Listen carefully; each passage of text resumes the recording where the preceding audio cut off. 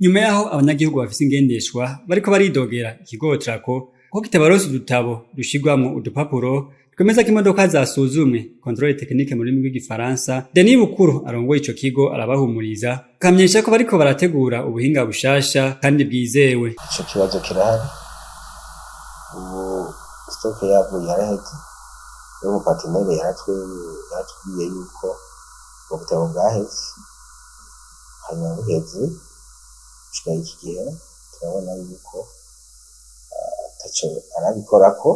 Ubu rero twaciye twicara turarondera ingene twotorisha igase gusa ko tekinike bakamukorera vyose ahegeze hako kugira aronke agatabo tuca dufata irya resi yatanze tukayongera ku misi.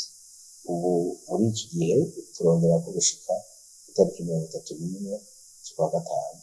Isu ya kabiri niyo nyene nisho tuzoca dukora twisunze amategeko n'ivyo badusavye muri Conseil des Ministres. Turatora inyishu kugira akerekana yuko umuntu yagirishije controle technique tubiga mu bakora bakorera nyine mu gihugu cyacu. Ubu rero nibyo turiko turarondera kugira iyo nyishu tuyishikeko.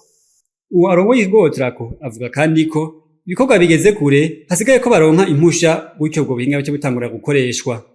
Nibaza ko mu minsi iri imbere ibyo bintu byo byatoye inyishu kubera turi ku kivi tubandanya tubikora ndi ngaho nk'umutekinisiye nyene ndasaba muwantwara hanyuma bampaye uruhusha hanyuma nkagira twese tubandanya. Igihe rero les procédures zo kugira dushobore guproduza ubwo certificat de conduite technique na permis de transport bizoba biheze tuja ku kivi tubahe abenegihugu. Ivyo biruko mu gihe udutabo twaradukoreshwa dutumwako mu makungu, ariko mu gihe ubuhinga bushasha bwotangura gukoreshwa amahera azoca agabanuka, kandi barafise n'ubuhinga bwo gusuzuma ko izo mpapuro zitiganywe hakoreshejwe ubuhinga bwa none.